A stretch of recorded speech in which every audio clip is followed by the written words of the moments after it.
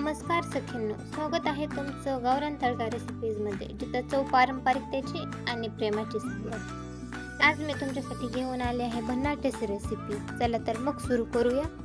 आज आपण बनवणार आहोत अगदी पारंपरिक आणि मस्त गोड शिरा.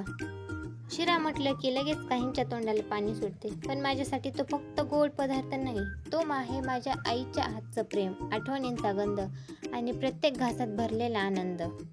तर मग आपण रेसिपीजकडे वळूया. त्यासाठी 1 वाटी रवा मध्यम आचेवर खरपूस भाजून घ्या. त्यात 2 चमचे तूप घालून अजून थोडंसं भाजा.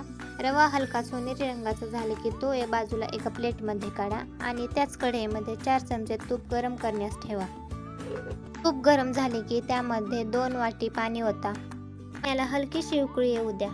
आता त्यात 1 चमचा वेलदोडा पावडर आणि काजू बदाम घाला. तुमच्याकडे काजू बदाम पेस्ट असेल तरी चालेल, मी तीच वापरली आहे. आता त्यात चिमूटभर मीठ आणि फूड कलर घाला. फूड कलर ऑप्शनल आहे, तुम्हाला आवडत नसल्यास तुम्ही घालू नका. आता मंद आचेवर पाणी उकळवा.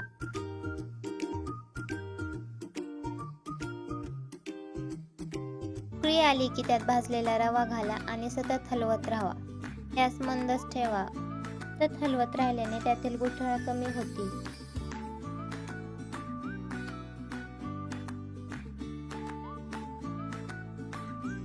आता थोडंसं घट्ट झालं की त्यामध्ये पाऊण वाटी साखर मिक्स करा. चांगलं साखर विरघळेपर्यंत हलवत राहा.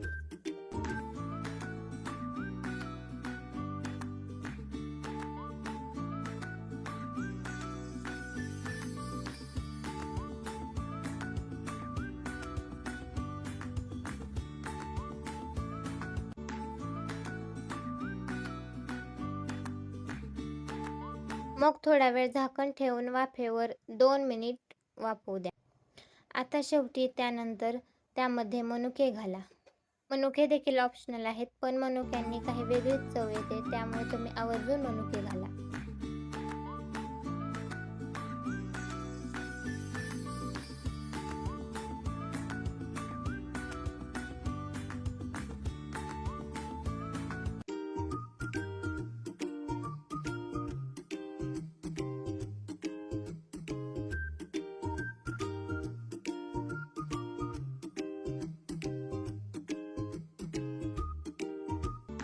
तयार आहे आपला मस्त स्वादिष्ट घरगुती शिरा. रेसिपी आवडली असल्यास लाईक करा, शेअर करा आणि सबस्क्राईब करा.